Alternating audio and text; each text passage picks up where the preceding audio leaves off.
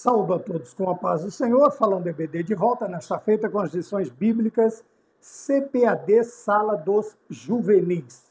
Bem, hoje nós vamos tratar da lição de número 3. Esta lição será ministrada nas igrejas no dia 20 de abril de 2025 e traz por tema Entendendo o Novo Testamento. Nos lembrando que estamos debaixo do tema trimestral, do segundo trimestre de 2025, uma viagem pelo Novo Testamento. Tá bem? O texto áureo se encontra na segunda carta escrita por Pedro, no capítulo de número 1, o versículo de número 1, que diz desta maneira: porque a profecia nunca foi produzida por vontade de homem algum, mas os homens santos de Deus falaram inspirados pelo Espírito Santo. Então, nós já vemos aí uma grande, uma boa, uma excelente particularidade, que não é privilégio somente do Novo Testamento, mas também do Antigo Testamento, como nós vamos ver. Olhando para os objetivos da lição, o primeiro é conhecer as características do Novo Testamento. Segundo, saber que o Novo Testamento possui 27 livros. Tá? Dentro destes 27 livros, nós temos as classificações, são 4 classificações dentro deste nome Novo Testamento. Tá bem? E também o último, compreender a organização, é isso que eu estou querendo dizer. Dentro da organização do Novo Testamento, nós vamos ver as nomenclaturas que nós temos por costumes usar nas igrejas. Tá? Lembrando que o entender aqui não é aquele entender exaustivo, nós não temos como entendê-lo todo o Novo Testamento, os 27 livros, em uma aula de 1 hora, 60 minutos praticamente. Mas teremos aí, procuraremos dentro desse panorâmico abranger a maior parte de ensino possível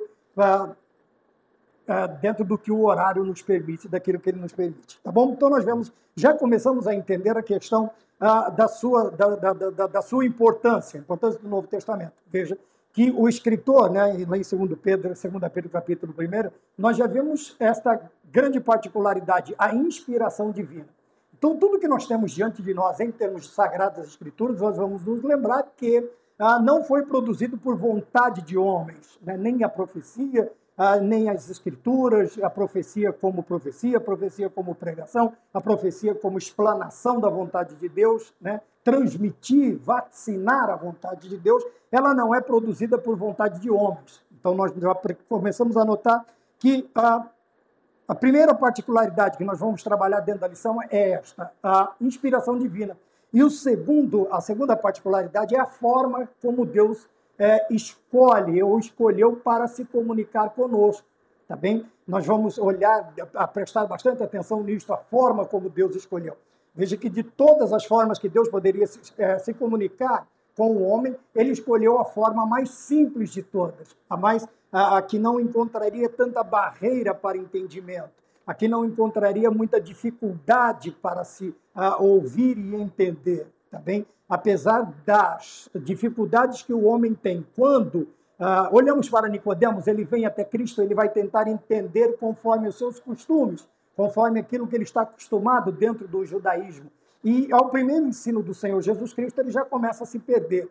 Tá? Então, a característica que nós temos da inspiração divina das Sagradas Escrituras é que ela vai exigir de nós também que, ao irmos até ela, aprendermos dos seus sagrados ensinos, é que nós não podemos ir com uma mentalidade, talvez a palavra mentalidade humana, um pensamento humano, a vontade humana de entendê-la, não é suficiente e também não seremos capazes. Obviamente que a primeira coisa que nós precisamos fazer ao ir às Sagradas Escrituras para aprender, para ler, para compreender, para que ela nos ensine, é irmos em oração. Tá? O segundo é irmos esvaziados de tudo aquilo que nós achamos, de tudo aquilo que nós pensamos, de todas as nossas razões, dos nossos conhecimentos, de toda a nossa base de Deus que nós temos. E irmos vazios para sermos cheios por ela, pelas Sagradas Escrituras. Então, nós já olhando para este versículo 21 do capítulo 1 da segunda carta que o apóstolo Pedro escreve, ele diz que a profecia nunca foi produzida por vontade de homem algum. Quer dizer, nenhum homem teve esta vontade, tá? Mas os homens santos de Deus falaram, né? Veja a particularidade, falaram. A forma que Deus escolheu para falar com o ser humano foi através do próprio ser humano. Por isso a facilidade, né? Ou deveria ser mais fácil a compreensão, desde que nós não vamos até ela munidos de toda a nossa humanidade, das nossas razões, da nossa compreensão, da nossa forma de entender as coisas, tá bem? Mas os homens falaram inspirados pelo Espírito Santo, tá bem? Nós já falamos dos objetivos da lição, as características do Novo Testamento, então nós temos aqui, né, a sua característica e organização. Então, a primeira coisa que nós temos é que o Novo Testamento ele é composto por 27 livros, é o básico da bibliologia dentro da teologia sistemática. Os outros 39, para compor 66 livros das Sagradas Escrituras, estão no Antigo Testamento ou compõem o Antigo Testamento, tá bem? E todos eles, 66 livros, inspirados por Deus, eles compõem a nossa versão das Sagradas Escrituras com 66 livros, tá bem? Tradução, João Ferreira de Almeida, versões, aí a pessoa vai escolher, ou a denominação tem o costume de usar, né? Geralmente existem aquelas bíblias comemorativas, a Bíblia do pastor, a Bíblia do culto, a Bíblia, então ela vai trazer uma determinada versão, ou ela será Almeida Corrigida Fiel, Almeida Corrigida e Atualizada, Almeida, a Nova Almeida Atualizada, são várias as versões, a NVI, a NTLH, são versões, nova tradução na linguagem de hoje, a nova tradução, a nova versão internacional, isto são versões, tá? Agora, a tradução que nós temos é João Ferreira de Almeida. O que são versões? Elas vão contextualizando, elas vão trazendo, a ideia é trazer ou facilitar a compreensão daqueles menos instruídos, não sei se podemos dizer assim, eu não estou querendo difamar ninguém, não é esta a ideia, mas para aqueles que vão encontrar uma determinada dificuldade e não têm tanto acesso à questão de dicionários, por isso que quando vamos ler, precisamos de um bom comentário, precisamos de um bom dicionário bíblico, precisamos de uma boa Bíblia de referência. Nós temos aí a Thompson, ela é excelente na questão de referências, não de estudo, de referências. Bíblia de estudo é aquela que traz comentários deste ou daquele comentarista, deste ou daquele pastor, deste ou daquele escritor. A Bíblia de referência é aquela que vai te dar outros, vamos chamar assim, a grosso modo, ela vai pegar aquele versículo que você está lendo, geralmente nas Bíblias antigas só tem isto no rodapé, só as referências. Então, o versículo tal está ligado à carta tal, à epístola tal, ao livro tal, capítulo tal, versículo tal. Isto é referência. Ela vai te dar outros versículos, outras referências, para que você consiga montar dentro da ideia de se compor, de se fazer uma homilia, uma homilética, preparar um sermão, a arte de preparar o sermão. Você precisa, então, vamos lá, de uma boa Bíblia de referência. Bíblia de estudo nós temos muitos, né? Principalmente nós pentecostais, nós particularmente preferimos a Bíblia de estudo pentecostal, tá bem? Se bem que nós temos outras também dentro do pentecostalismo. Não, quem for de reformado, ele vai usar a Bíblia de Genebra, a Bíblia de estudo reformada, a Bíblia de estudo da pregação expositiva do pastor Hernandes Dias Lopes, são vários, né? São várias. Se você é professor, você vai... Eu estou olhando algumas que nós temos aqui. Isto são versões, tá? Versões. A Almeida Corrigida, Atualizada, até esses dias teve aí uma pendenga, né? Porque não é novidade, porque, veja, é novidade porque estava usando outra versão, tá? A versão bíblica. Os comentários eram os mesmos, as referências eram as mesmas. Então, veja, nós precisamos estamos no século XXI, estamos aí no tempo da pós-modernidade, nós temos aparelhos de todo, fica muito mais fácil de nós compreendermos. Então, existem coisas que sabe, foge um pouco do nosso entendimento, da nossa compreensão. Coisas desnecessárias, sabe? Coisas que não precisam. Então, nós vamos trabalhar disso. E o escritor ele vai falar também quanto à sua organização ou a composição do Novo Testamento, que são 4 categorias. Então, você tem os primeiros 4 livros, que são chamados de evangelhos. Depois você vai ter o livro propriamente dito, é o único.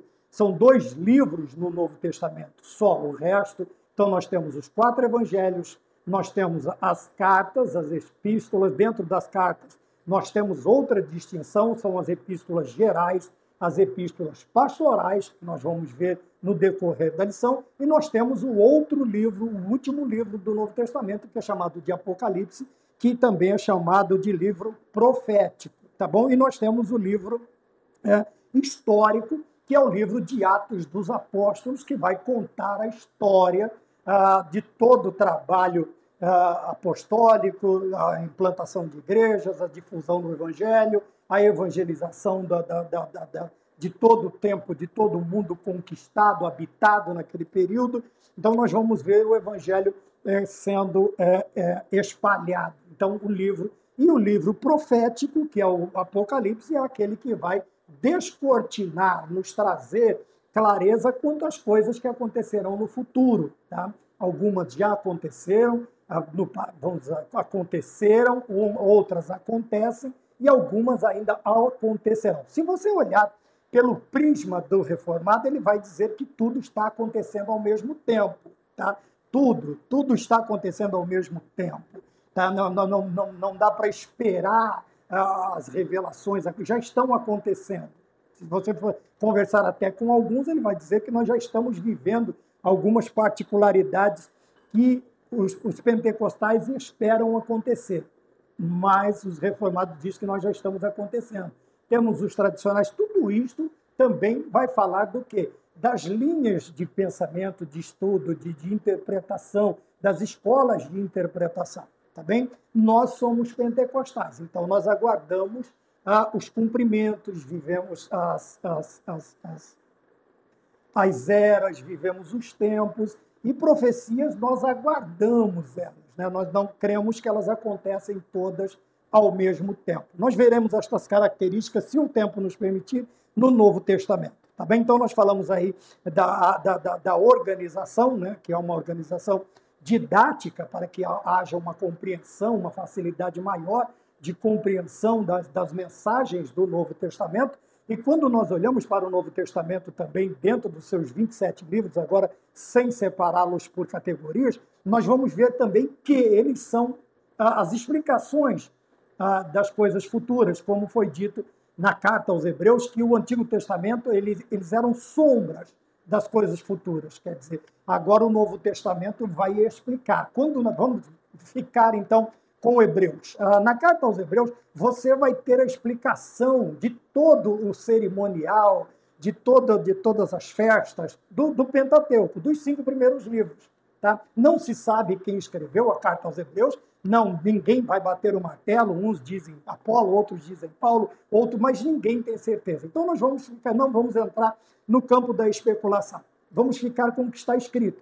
E lá está escrito, quando nós olhamos todos os capítulos de Hebreus, nós vamos entender o Pentateuco. Porque quando olhamos ele, a grosso modo, ali, muitas coisas, principalmente para o novo convertido, assim como se assombra com a Apocalipse, o livro do Apocalipse, também há este assombro, né, quando nós pegamos a literatura do Antigo Testamento, com todas as suas genealogias, com todas as suas figuras, com todas as suas representações. Então, há um certo... E este não é um desconforto, mas essa dificuldade ela vai causar o quê?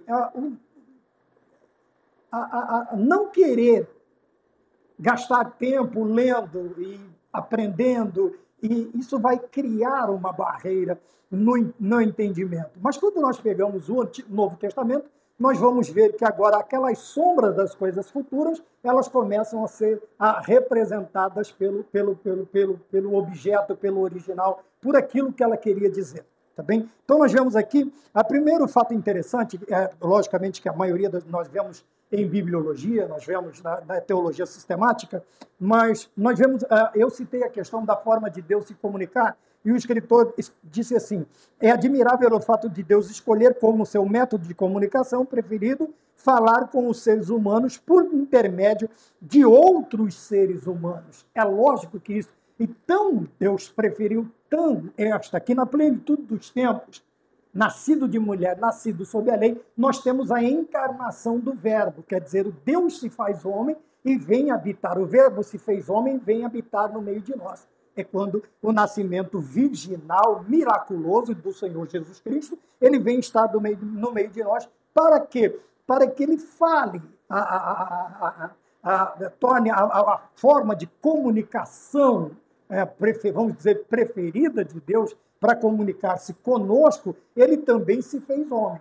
Ele também se fez homem e habitou entre nós. Quer dizer, ele viveu a cultura, nossa cultura, vamos chamar, dos seres humanos, se bem que ele está em Israel. Ele viveu a cultura dos judeus, ele comeu a comida, ele vestiu as roupas, ele teve sono, ele teve frio, ele chorou, ele teve todas as características humanas, tá bem? Então o Senhor 100% homem e 100% Deus, vamos repetir, uma pessoa com duas naturezas, humana e divina, e o Senhor esteve entre nós e falou conosco. Assim como está escrito, Deus falou por intermédio dos profetas no Antigo Testamento, hoje, a Bíblia diz, hoje, aquele momento agora fala por intermédio do próprio Filho, também do Senhor Jesus Cristo. Então nós vemos isto que o interesse aqui é que foge dos diferentes joguinhos que havia antigamente. Por isso desperta tanto, né? Paulo no Areópago, Nicodemos à noite, porque fugia daqueles joguinhos mitológicos, dos deuses mitológicos, tanto gregos quanto romanos, que era o que estava no tempo em voga, no tempo, né? No tempo da vinda, da encarnação do Verbo, ou do início do Novo Testamento. Nós vemos aí esses joguinhos, né? Tanto do panteão grego quanto do panteão romano. Na realidade, muitos deles são os mesmos. A única coisa é que se mudam os nomes, né? Eu citei em outra aula, Querembaco, né? Da onde vem a palavra bacanal, bacana. Dos romanos, para os gregos, ele chama Dionísio, mas é o mesmo Deus, quer dizer, é o Deus da orgia, da bebedice, do hedonismo, é o Deus que expressa todo o desejo, toda a concupiscência do ser humano, tá bem? Então, por que Deus, nós vemos que a forma de Deus, até a forma de Deus se expressar, ela é diferente.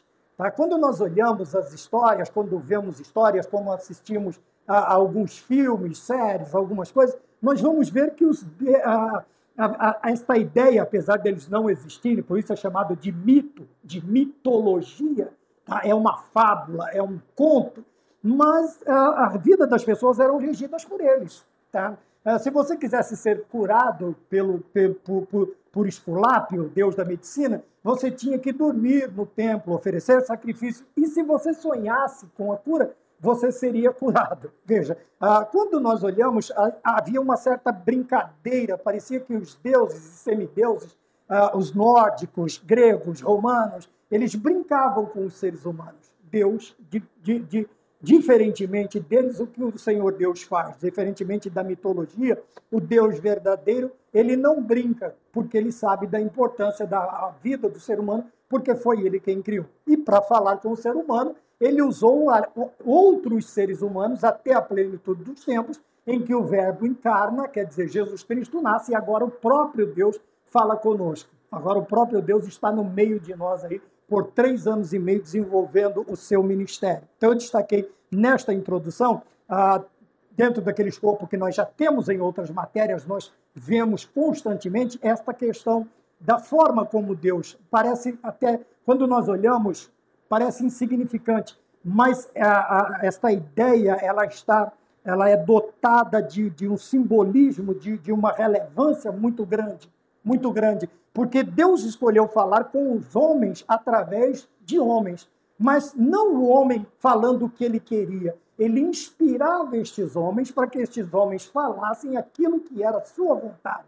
Estes homens são inspirados por Deus para transmitir a vontade de Deus, o querer de Deus, e alguns vieram para preparar o caminho do próprio Deus. Jesus Cristo, o Verbo encarnado, João Batista, ele é o arroteador, ele é aquele que abre caminho no deserto. Ele mesmo se intitula, ele já tem o título, mas ele diz: eu não sou o Cristo, eu sou a voz do que clama no deserto.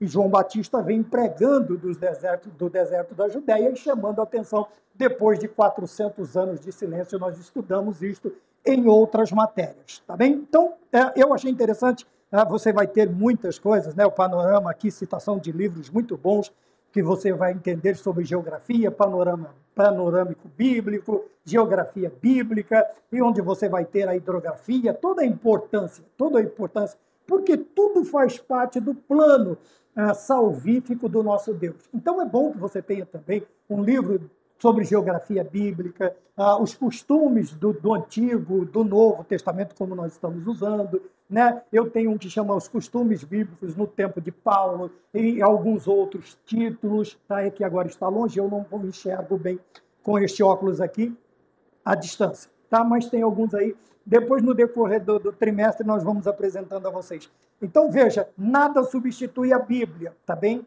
Porém, nós podemos usar as referências para que consigamos entender melhor aquilo que está sendo transmitido. E eu sei também, não entendi, eu vou orar e o Espírito Santo vai me esclarecer. Tá? O que eu estou dizendo é que é igual água. Se não faz bem, mal também não vai fazer. Usar, ter, desde que você não leve isto para o púlpito, vamos dizer, e você pegue a mensagem de Deus de 10 minutos e transforme ela em uma mensagem de 2 horas, porque vai falar de distância, vai falar do tipo de material, vai falar disso, vai falar daquilo, que fica igual uma espada, né? Comprida e chata a mensagem. Você vai aqui para o seu conhecimento. E se na hora da mensagem, na hora da pregação, o Senhor Deus te lembrar de alguma coisa que seja relevante à mensagem, maravilha, você vai colocar. Tá? Então, muitas vezes nós vemos aí mensagens de 2, 3 horas, mas a maioria dela é que nós chamamos de encher linguiça. Tá bem? É aquilo que você deveria ter para o seu conhecimento, não era para estar em cima do púlpito, porque é pregação. Talvez numa cadeira de escola bíblica dominical, num curso teológico, tudo bem, mas a pregação ela tem que ser, ela está reservada aquele tempo para Deus falar, a vontade de Deus, aquilo que Deus quer transmitir ao seu povo. Aí algumas coisas não passam, às vezes a gente até faz para se aparecer, né? Vamos dizer, eu vou expor o meu conhecimento, então as pessoas vão dizer, nossa, como ele é sábio, e deixamos aí 2 minutos para Deus falar, e dus 2 horas falando, tá bem?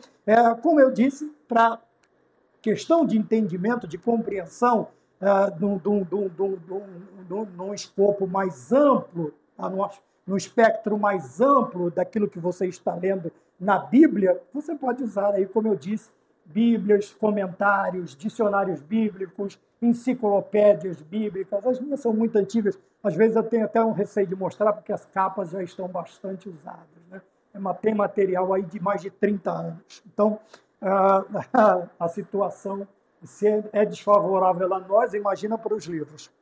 O tempo, estou falando de tempo, tá bom? Então, vamos lá. A forma como Deus escolheu para transmitir a sua mensagem. Então, ele fala conosco, fala com os homens através dos homens. E, na plenitude dos tempos, ele envia o seu próprio filho, encarnado, nascido de uma mulher, nascido sob a lei, e agora, na plenitude dos tempos, ele fala conosco através do próprio Filho, tá bem? Mas a forma de comunicação é a mesma, é homens falando com homens, com a particularidade de que as profecias e as revelações e a palavra, elas não foram produzidas por vontade humana, mas inspirados por Deus. Estes homens, eles falaram a nós inspirados por Deus, tá bem? Se formos falar de bibliologia, então são cerca de 40 homens, Antigo e Novo Testamento, cerca de 1.600 anos, tá bem? É para a composição, o canon, o fechamento das Sagradas Escrituras, como nós temos ela hoje nas nossas mãos. Para o ponto de número 1, Evangelho, nós sempre ouvimos o original do grego Evangelho, que significa as boas novas, boa notícia, tá bem? E agora nós vamos entrar na questão da organização.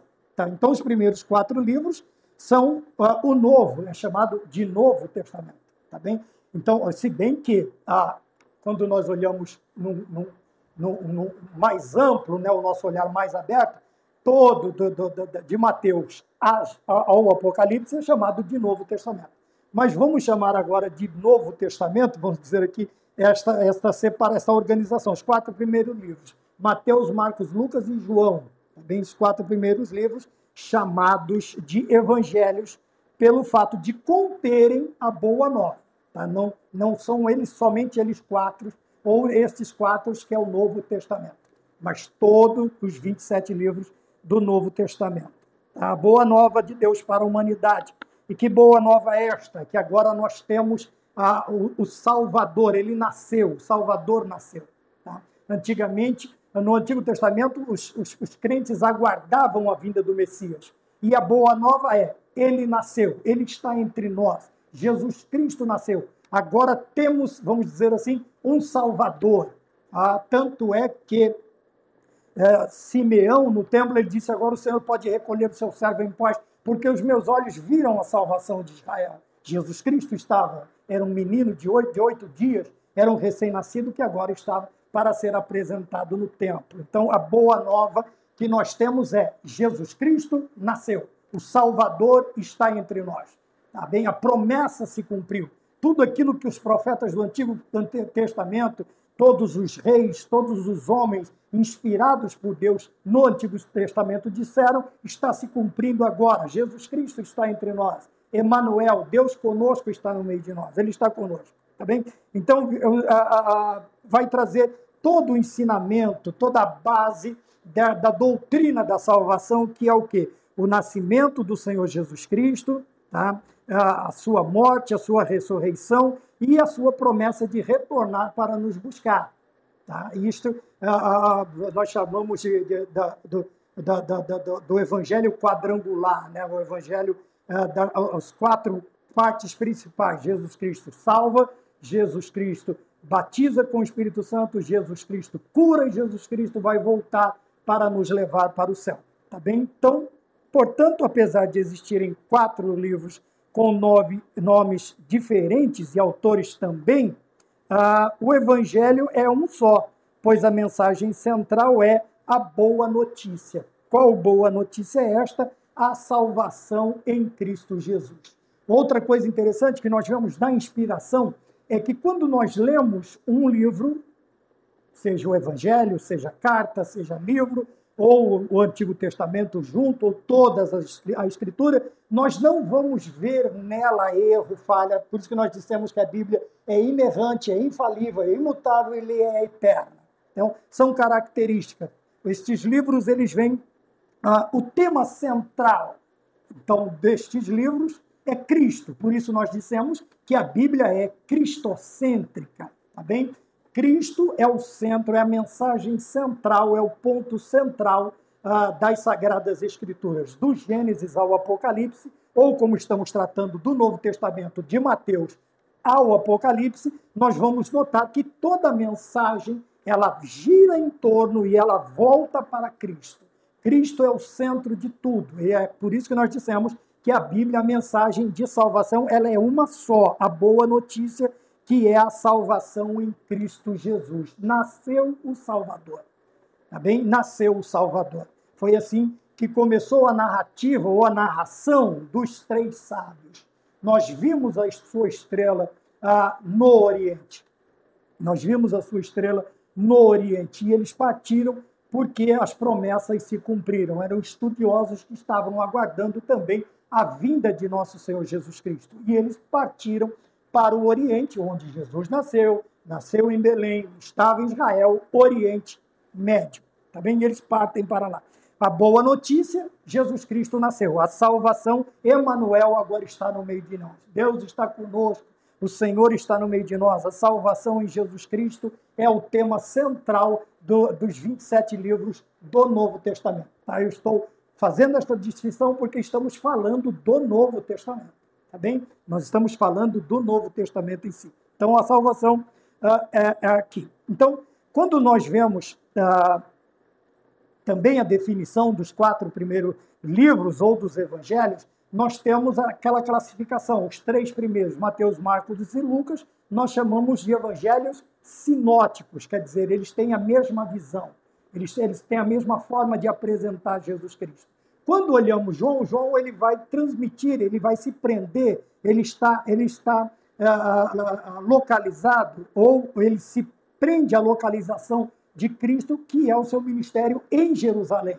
Então, vamos dizer assim, enquanto esta mensagem ela é praticamente geral, há aquela distinção também que Mateus escreve para os judeus, por isso a face do leão, que Lucas escreve para os gregos, era um médico grego, então a face do homem, a inteligência, a sabedoria dos gregos, dos helênicos, e Marcos escreve para os romanos, então por isso a face vai só distender. Mas se você tiver curiosidade, nós não, né? Existem muitos bons livros que vão te dar embasamento para que você... alguns vão aceitar, outros não. Isso é normal, tá bem? Então nós temos aí esta outra distinção também, sinóticos e o Evangelho de João, tá bem? Mas cada qual apresenta suas especificidades e pontos de vista diferentes sobre situações da vida e dos feitos de Jesus, tá bem? Apesar de estas especificidades, depois que a gente tem que falar lentamente, né? De passo, devagarzinho, para a gente poder entender. Veja, cada um, veja, que, enquanto a lição nos mostra que Mateus e Marcos, se eu não me engano, né? Mateus e Marcos, eles vão falar dos feitos do Senhor Jesus Cristo conforme eles viram, eles presenciaram, eles estavam lá. E Lucas e João, segundo aqui a lição, o que eles vão falar? Eles vão apresentar um Jesus Cristo através de estudos, de pesquisas, principalmente principalmente Lucas, quando nós vemos, fiz o primeiro tratado, ó Teófilo, ele começa o livro de Atos dos Apóstolos desta maneira. Qual é o primeiro tratado? O evangelho que leva o seu nome, o evangelho de Lucas. Como um médico, como doutor, obviamente ele vai pesquisar, ele vai estudar, e o que ele transmite é vindo do quê? De estudos, de aprendizados, tá bem? Enquanto os outros dois, eles viveram, eles estiveram, eles andaram, eles foram escolhidos pelo Senhor Jesus Cristo, tá bem? Então nós vemos aqui, veja, está assim, olha, a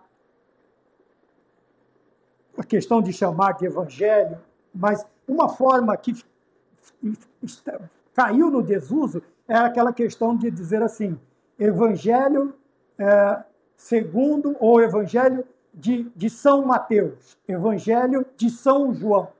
As novas versões, elas já não trazem, já está escrito somente Mateus, ou Evangelho de Mateus. Outros preferem dizer o Evangelho segundo escreveu Mateus, porque o Evangelho é boa nova do Senhor Jesus Cristo, tá bem? Mateus, Marcos, Lucas, João e os demais só escrevem, mas o Evangelho é de Jesus Cristo. Então são coisas que não interferem, tá? Não vai trazer não vai mexer com a doutrina que o contexto, todo o contexto bíblico, ela deve estar baseada, tá? Mas ele coloca aqui, a mesma colocação é feita para os livros, cada qual apresenta pelos seus pontos de vista as suas situações. É por isso que em alguns lugares nós vamos ler assim, saindo de Jericó, o outro diz entrando em Jericó. Se você pensar, são duas cidades. A cidade antiga destruída, eles reconstruíram, e a cidade nova. Então, para alguns ele estava saindo de Jericó, e para outros ele estava entrando em Jericó. Tá bem? Então, são algumas explicações que você, obviamente, como um estudante ávido por conhecer, você vai pesquisar. Tá bem? Porém, o que nós precisamos nos prender é isto aqui, ó. Sim, mas sim, veja, não há contradições. não são versões contraditórias. Pelo contrário, elas são convergentes e são o quê? Complementares. Alguém vai trazer uma informação que o outro não trouxe, tá? Por estar observando de um ângulo, o outro está observando de outro. Ótica, tá? Por isso, sinótico, ótica, visão, modo de ver, tá? Um modo de enxergar, um modo de entender. É a mesma questão da salvação. Vamos lá. Pela graça sois salvos. Já me mostra a sua fé sem obras, eu vou te mostrar a minha fé. Veja que ele não está falando que ele está mostrando a salvação. Tiago não fala de salvação pelas obras. Ele está dizendo, eu sou salvo e eu pratico obras e estou corroborando, tá bem? Eu estou complementando a mensagem de Paulo que a salvação não é por obras, mas o salvo pratica obras, tá? Então, às vezes, nós precisamos ser repetitivos para a questão de fixação da lição. E nos lembrarmos de que falamos já alguma coisa, já vimos alguma coisa sobre isto. Veja, enquanto Mateus e João testemunharam os acontecimentos que registram, quer dizer, Mateus e João estavam com Cristo, Marcos e Lucas, eles escrevem a partir da pesquisa e testemunhos de outros discípulos do Mestre, tá bem? Quer dizer, eles foram adquirindo este conhecimento por pesquisa, por transmissão oral, eles ouviram os outros discípulos falando, conversando, eles foram evangelizados, vamos dizer assim. E então, Marcos e Lucas, eles escrevem a partir de pesquisas, tá bem? Agora, Mateus e João, eles são testemunhas oculares, eles estavam com Jesus Cristo nesses 3 anos e meio de ministério do Senhor, tá? Mas o que nós precisamos entender é, apesar da ótica, da forma de ver ser diferente, elas não são contraditórias, são convergentes e são complementares, tá bem? Uma vem ajudar a outra, ajudar no sentido de compreensão, de ampliação de conhecimento da ideia que foi passado no ato, numa localização geográfica, ou na vida de alguém, ou de alguns, ou de uma cidade inteira. Então, quando nós olhamos para o Novo Testamento, a questão dos evangelhos, nós vamos ver todas estas particularidades muito interessantes, tá bem? Que, primeiro, ela é inspirada por Deus, né, como nós vimos aqui, a forma como Deus escolhe para falar conosco, usando os homens, o próprio ser, vamos dizer assim, a mesma raça humana. Estou falando de raça humana, ele falou através de humanos inspirados pelo Espírito Santo. Nós vemos a centralidade da mensagem, tanto a mensagem quanto o mensageiro, que é Cristo, que é a Boa Nova. Então chamamos a Bíblia de cristocêntrica, porque o Senhor Jesus Cristo, né, como ele diz assim, tudo é convergente, divergente e complementa, tudo vem a Cristo, parte de Cristo e volta para Cristo, tá bem? Então nós vemos esta situação e as formas que estes homens alcançaram o conhecimento. Mateus e João são chamados para estar com o Senhor Jesus Cristo. Marcos e Lucas, agora nós vamos ver um médico grego e se não me engano, romano, agora aprendendo a respeito deste Senhor Jesus Cristo, desta Boa Nova, desta centralidade das Escrituras, que chamou a atenção também de Nicodemos e de tantos outros que vieram ter com o Senhor Jesus Cristo para ficarem a par deste Evangelho, desta Boa Nova, que era diferente de tudo, da mitologia brincalhona, né, dos deuses, dos panteões gregos e romanos, e também até da forma não original dada a Moisés, mas por causa da interferência dos homens, particularmente, né, os sábios, os judeus, os religiosos, a mensagem se torna muito confusa, e é por isso que Jesus Cristo fala assim, vocês põem fardo, mas não tocam com o dedo. Faz o que eles mandam, mas não façam o que eles fazem. Então, nós vemos que ficou complexo, ficou difícil. E a Bíblia nos diz que Deus fez tudo perfeito, fez o homem perfeito, mas ele busca parecidores. Então, veja, Deus ele trabalha de uma maneira que se torne muito fácil a compreensão da sua mensagem, da sua pessoa, da sua natureza, dos seus atributos, mas nós complicamos demais.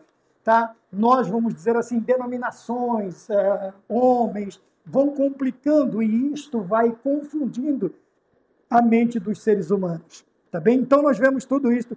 Agora vamos para o ponto de número 2, o livro histórico, o livro que é o Novo Testamento. Então nós estamos falando do quê? De Atos dos Apóstolos. Desde o primeiro capítulo, ele começa a sua narrativa, a sua narração, na assunção de nosso Senhor Jesus Cristo. Nós vamos ver o Senhor Jesus Cristo sendo assunto aos céus. O Senhor Jesus Cristo agora, e os discípulos estão olhando para cima, um tanto quanto preocupados, até que um ser celestial, ele diga assim, por que vocês estão olhando para cima?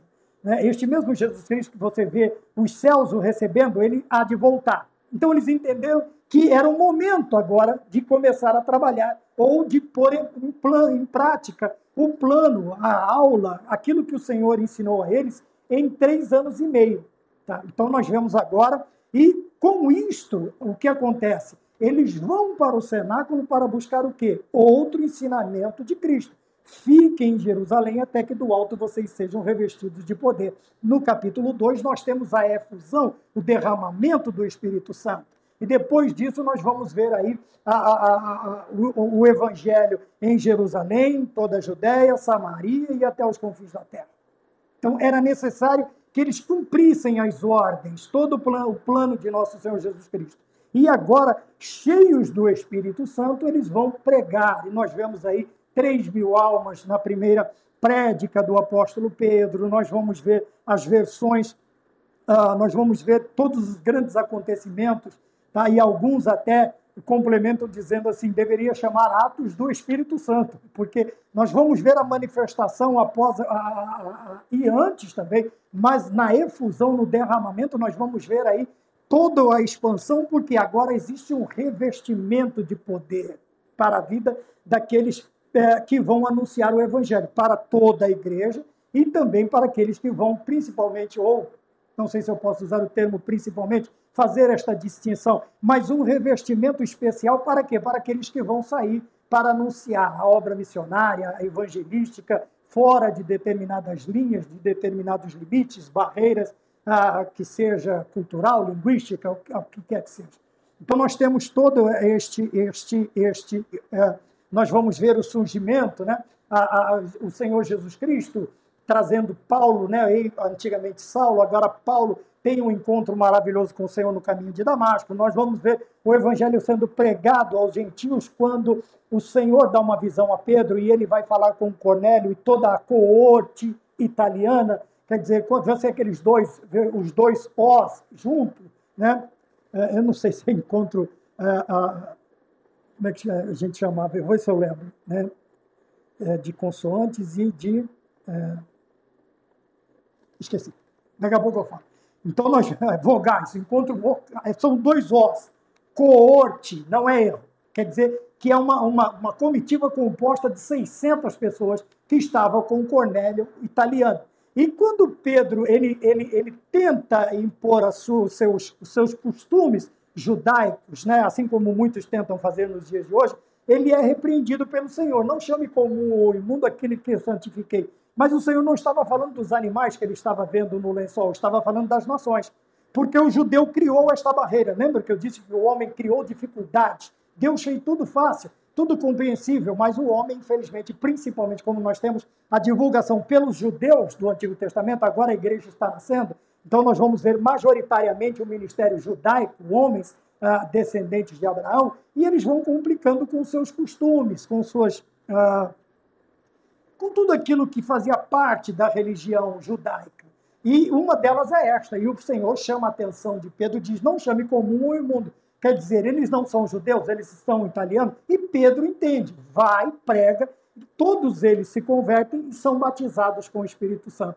Então nós vamos ver aí os 28 capítulos de Atos dos Apóstolos, né, sendo Atos dos Apóstolos, tá? E principalmente a colaboração, vamos dizer assim, do Espírito Santo de todas as maneiras, em todas as maneiras.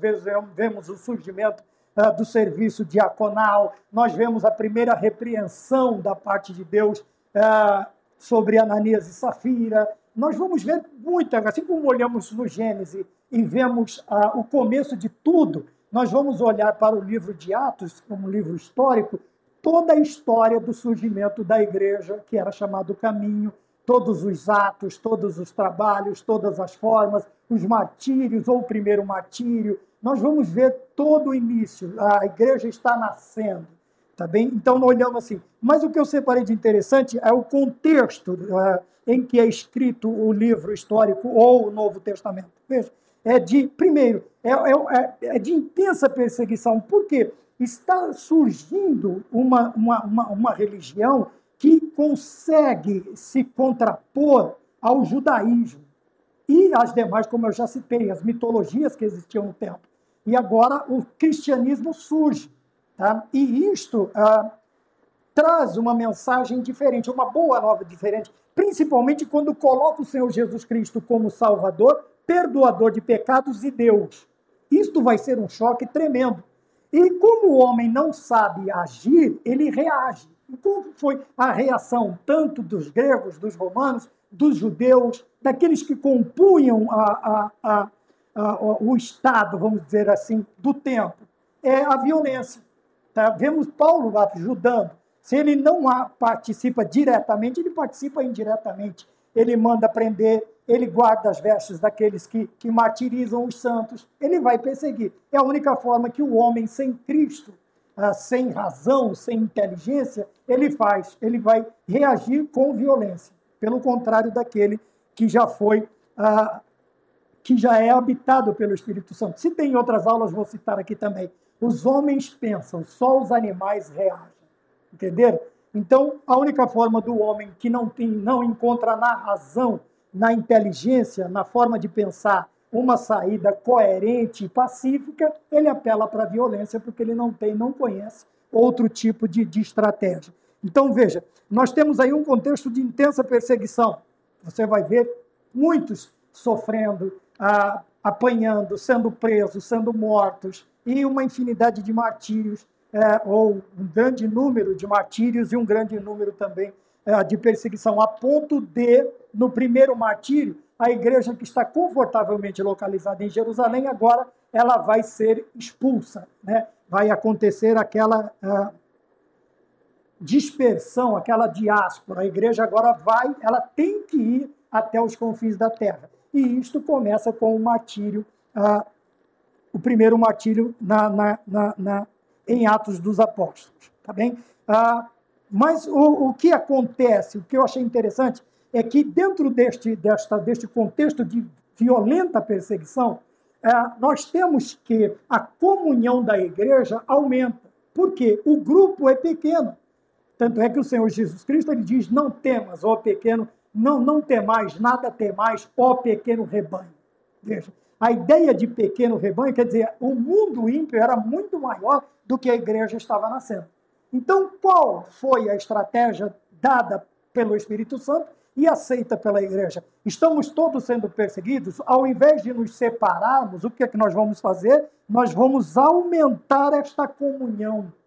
Veja que o ajuntamento, a comunhão, a assembleia, o termo que você quiser usar, ela se tornou um dos pontos mais fortes da igreja, que era estar juntos.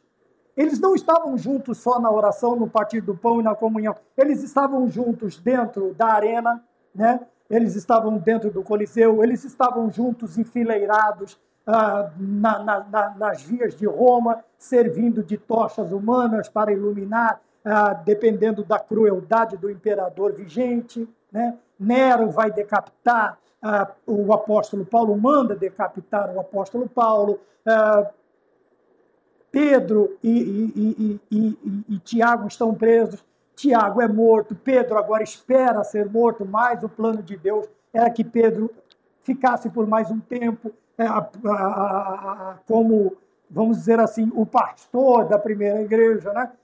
Então Deus foi trabalhando e tudo vai contribuir para o bem daqueles que amam a Deus e contribuir também para que o plano do Senhor ele seja levado a cabo em bom termo, ele aconteça da forma que Deus quer.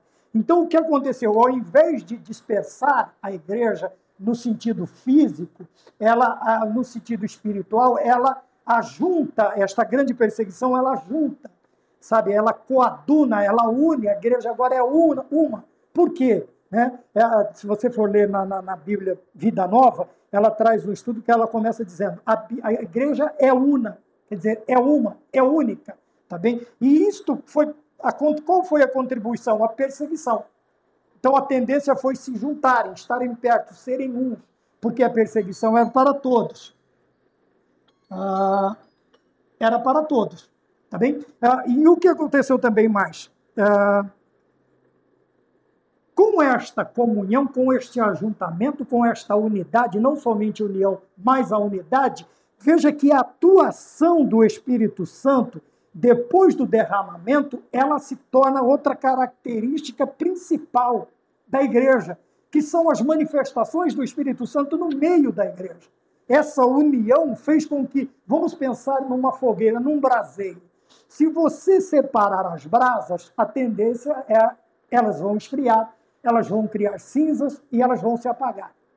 Veja, mas a partir do momento em que você junta o braseiro, junta as brasas, ainda que sejam poucas, qual a tendência? Aumenta o calor, elas podem até, no grau de incandescência delas, gerarem fogo, criar, né, aparecer as chamas, tá bem? E isto fala de calor, isto fala de união, isto fala de poder, isso fala de prescrutação, de ação do Espírito Santo no meio deles, tá? Depois do derramamento do Espírito Santo no dia de Pentecostes. Então nós temos tudo isso, Veja que a perseguição, ao invés de ela surtir um efeito negativo, não, o Senhor usou esta perseguição para que a igreja ela expandisse, ela aumentasse, para que ela se juntasse, para que ela se tornasse uma por causa da perseguição. Agora é um pelo outro, sabe? Essa ideia de ninguém solta a mão de ninguém, lá era verdade, lá era de verdade. Não havia escolhas, tá? De padrões, de teus, de cultura, o que quer que seja, as separações que existem hoje, né? Que estas ideologias estão criando, essas separações, essas distinções. E uma coisa grave, deixa eu só colocar aqui, vai que alguém está assistindo, o aumento da violência, esta segregação, falamos tanto, né, da segregação lá na década de 70, lá no continente africano, né, falamos tanto, e agora nós estamos vivendo essa segregação, mas não são de duas cores, não são de gêneros, disto, daquilo outro. Está virando uma terra de ninguém, são muitas tribos, todas umas contra as outras. Tá? E isto é ruim, isto é nocivo. Mas veja que quando há a presença do Espírito Santo, este ataque, esta ideia de separação, de distinção, ela cai por terra, porque o Espírito Santo une a igreja, une os santos. E agora nós vemos no livro histórico, no livro de Atos, todos estes acontecimentos, mas eu destaquei aqui a intensa perseguição, que ao invés de gerar uma destruição, uma separação, gerou uma grande comunhão entre esses crentes, e nesta grande comunhão, e obviamente orações, jejuns, comunhão, partir do pão, nós vemos o quê? A manifestação poderosa do Espírito Santo, ou mover poderoso do Espírito Santo no meio da igreja. Tá bem? Isso nós estamos falando do ponto 2, terceiro e último, as epístolas, ou cartas, ou missivas, tá bom? Então nós vemos aqui, a primeira ideia que nós temos, tratam-se, como eu disse, as epístolas, elas também são separadas em epístolas gerais e epístolas pastorais, e epístolas pessoais, aquela que vai o nome da pessoa, né? Quando o escritor ele escreve, ele vai enviar esta missiva, esta carta, ele põe o nome da pessoa. Aí você tem Tiago, então é Tiago e Timóteo, são epístolas pastorais, né? 1ª, 2ª Timóteo e a epístola escrita a Tito. Então são epístolas pastorais. Mas você vai ver cartas sendo dirigidas para a pessoa, também para a pessoa. É colocado o nome dela. Tá bem? Então, traz essa distinção aqui. Então, ou ela era enviada a uma pessoa, ou a um grupo de pessoas, ou à igreja. Tá? Então, ela tem essas distinções. Mas o interessante aqui é o objetivo, é o intuito ao se escrever estas 27 cartas. igrejas. Qual era o intuito? Qual era o objetivo? O que se desejava conseguir através desses escritos, né, destas cartas? Então vamos lá. Primeiro, instruir, quer dizer ensinar.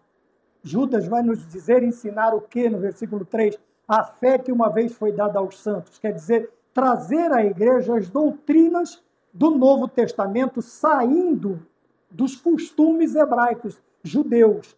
Porque se a igreja, como nós já falamos, ela continua com algumas ideias, com algumas filosofias, com alguns elementos da cultura judaica, a igreja seria só mais um ramo da religião judaica, mais um partido judaico. Não, ela se desvincula, tá? Ela tem o Deus do Antigo Testamento, por isso que é chamada a história judaica cristã, tá? Mas os elementos da cultura judaica, eles são extraídos. Se você quiser entender melhor, leia Atos capítulo 15, você vai ver aí o primeiro concílio, em que se chega a um acordo de retirar. Alguns judaizantes queriam que todos os fundamentos, todos os elementos do judaísmo fizessem parte da igreja nova. E os discípulos agora se opuseram, entraram, oraram e diz, o narrador, né, Lucas, o que ele vai dizer? E pareceu bem ao Espírito Santo e a nós.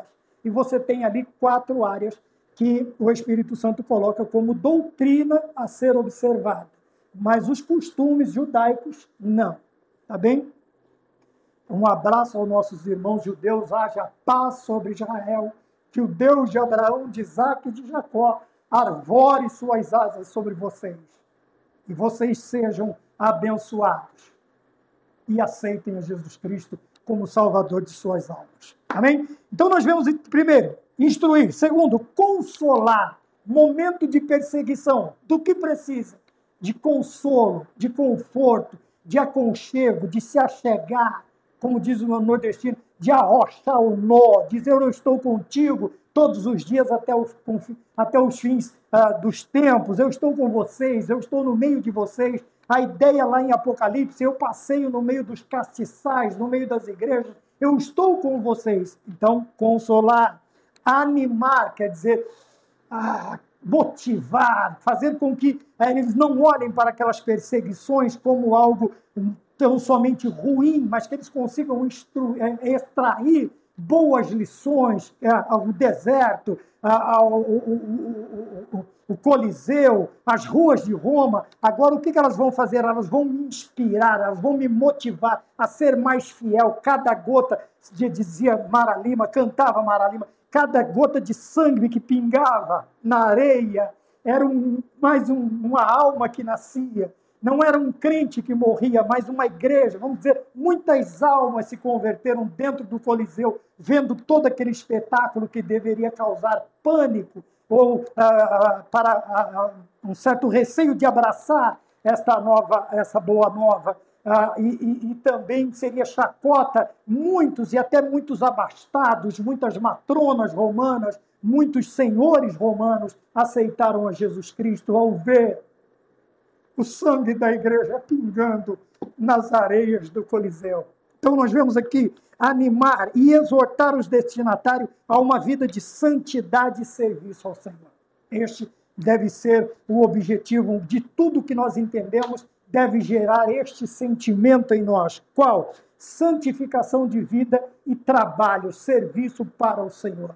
Como estava, se eu não me engano, naquela plaquinha de ouro, no turbante do sumo sacerdote, né? Santidade ao Senhor. Santidade ao Senhor. O Senhor exige, santificai-vos hoje, porque amanhã fará maravilhas no meio de vós. Esta deve ser o que nós precisamos entender de todo este contexto que está iniciando o Novo Testamento. Tá bem? E fala também que ele apresenta as boas novas de Jesus e ministério. Quer dizer, as epístolas elas fazem o quê? Elas explicam os efeitos do ministério de Jesus, a vinda do Espírito Santo e a propagação do Evangelho. Então, veja, ela dá motivos, ela fundamenta, ela traz fatos para a nossa vida que corroboram, que fortalecem a nossa fé nesta questão, ao nos explicar estes efeitos. O que acontece, por que aconteceu isto? E para que aconteceu isto? Qual a finalidade de tudo isto? Qual o propósito de tudo isto? Então, quer dizer, o ministério de Jesus, a vinda do Espírito Santo e a propagação do Evangelho em Jerusalém, na Judéia, Samaria e no mundo gentil, até os confins da terra, como nós dissemos. Tá bem? Outro ponto interessante aqui, as epístolas gerais. Tá? Aqui é aquela geral, quando ela não traz, ela vai. Tá? E ele traz aqui, as epístolas abordam assuntos como, primeiro, justificação pela fé em Jesus Cristo, tá? Pela graça, pela fé, salvação, justificação. Nós não podemos nos justificar porque as nossas justiças são trapos de imundícia, então precisou o justo tomar o lugar do injusto para justificar o injusto. Foi isso que Cristo fez. Então nós praticamos a justiça porque a justiça habita em nós, que é Jesus Cristo de Nazaré. Se não fosse Cristo, nós não teríamos nenhuma visão prática do que é justiça. Tanto é que nós vemos aí, em todo o mundo, se fala em justiça, mas talvez em nenhum lugar, ou muito pouco, é praticada a justiça de verdade. Fora isso, são interesses, né? Não há justiça, não existe justiça. Não existe justiça e não existe o justo sequer. Salvação pela graça, tá? Então justificativa pela fé. Pela graça sois salvos, mediante a fé. Isto não vem de vós, é dom de Deus, não vem de obras para que ninguém se glorie. Então nós temos aqui a salvação pela graça, nós temos a doação, o derramamento, o charisma, a graça, o dom, o presente, que são os dons do Espírito Santo, os dons espirituais para a nossa vida, e a ressurreição e esperança da vida eterna. Aqui nós temos, quando aprendemos tudo isso, o que é que vai desenvolver em nós?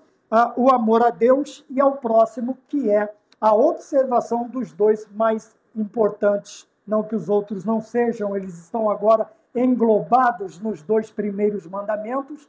Todo o decálogo está nos dois primeiros, amar a Deus sobre todas as coisas e o próximo como a ti mesmo. Então nós vemos este ensinamento, esta doutrina, este ensinamento, esta base para as nossas vidas, tá? Então, vamos dizer assim, em linhas gerais, a grosso modo, as epístolas abordam o assunto como justificação pela fé. Veja que o destaque está sempre pela fé, pela graça, pela misericórdia, sempre será algo que Deus fornece a nós. A ideia é que isto não existe em nós, não é inerente ao homem por causa do pecado. Tá? Por causa do pecado, o homem não pode praticar nada disso, não pode justificar-se, não pode salvar-se, não pode ter dons, tá? Não existe coisa boa do homem, a não ser que Cristo entre em sua vida, tá bem? Os dons ministeriais, unidade e diversidade. Veja que coisa impressionante falar de unidade dentro de uma diversidade, Porque a igreja ela é composta de todas as raças, tribos, línguas e nações. Todos os povos. Porém, é um povo só, a unidade. A igreja é una. Tá? Então, não existe um lugar reservado no céu para a igreja do continente africano, para as Américas, para a Europa, para o Oriente. Não. A igreja vai se juntar num lugar só. Ela é una, ela é única. Então, por isso, a unidade e diversidade. Ressurreição e esperança da vida eterna. Por quê? Porque Cristo ressurgiu, primeiro ele morre, ele ressuscita, e isto nos dá base para esta esperança de ressurreição e da vida eterna. Logicamente, os que estiverem vivos, como diz o apóstolo Paulo, esses serão transformados. Tá bem? E o amor a Deus e ao próximo. Estes são os ensinamentos das epístolas. Tá? Eu falei epístolas gerais, porque eu li geral aqui e liguei uma coisa a outra. Tá?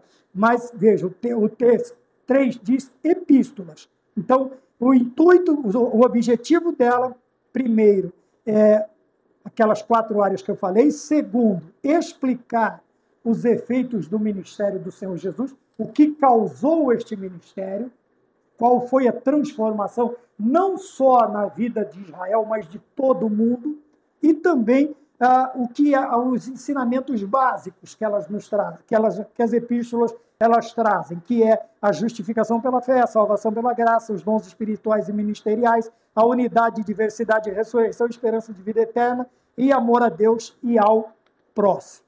Maravilha? E o último livro profético, esta aula vai ser um pouco mais extensa, é o livro do Apocalipse, como nós falamos, juntamente com os do Antigo Testamento, Daniel e Ezequiel, vão formar a base do que nós chamamos de escatologia bíblica. Escatologia bíblica, tá bem? Por quê? Porque traz revelações. Escatologia quer dizer o estudo das coisas que hão de acontecer, dito pelo não dito. Então está aqui, traz revelações sobrenaturais da parte de Deus para o seu povo. Tá? Agora não é o seu povo judeu, agora é o seu povo igreja. Judeus, gregos, gentios, tá?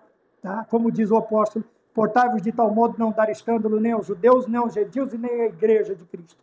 Apesar de ser citado 3 povos, vamos dizer assim, os 3 agora são um, porque Cristo derrubou a barreira, a parede que fazia esta divisão, e agora somos um povo só.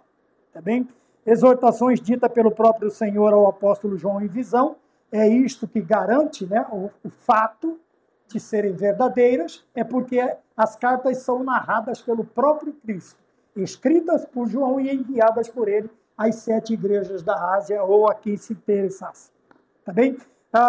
Como nós dissemos, a questão da dificuldade de interpretação e, às vezes, um certo receio, medo das figuras, nada mais passa da falta de costume. Afinal, a minha mãe dizia que o costume do cachimbo que deixa a boca torta. Então, você vai se acostumar.